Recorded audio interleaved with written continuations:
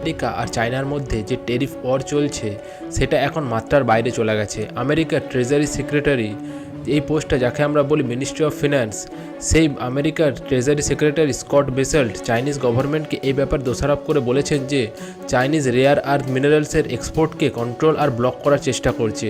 Fox বিজনেসের সাথে সোমবার কথা বলার সময় বেসেল্ট বলেছেন এই কাজটা চাইনিজ গভর্নমেন্ট ডাইরেক্টলি গ্লোবাল ইকোনমিকে দুর্বল করার জন্য করেছে। এক্সপোর্ট কন্ট্রোল পরের মাস থেকে লাগু হয়ে যাবে চীনে।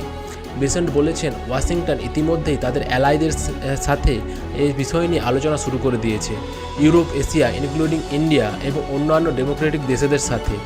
এই দেশগুলির সাথে এই সপ্তাহে একটা মিটিং হতে পারে। চায়না নতুন নিয়ম নিয়ে আসতে শুরু করে চলেছে 9 অক্টোবর থেকে। রেয়ার আর্থ মিনারেলসের রপ্তানির জন্য চাইনিজ গভর্নমেন্টের কাছ থেকে আলাদা করে অনুমোদনপত্র নিতে হবে।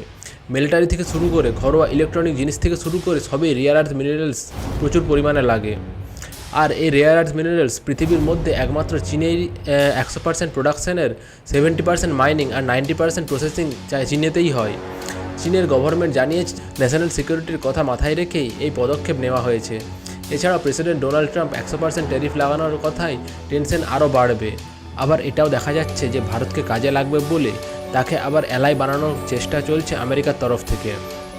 এর মধ্যে দিয়ে ভারতকে চীনের বিরুদ্ধে ব্যবহারের চেষ্টা চলছে।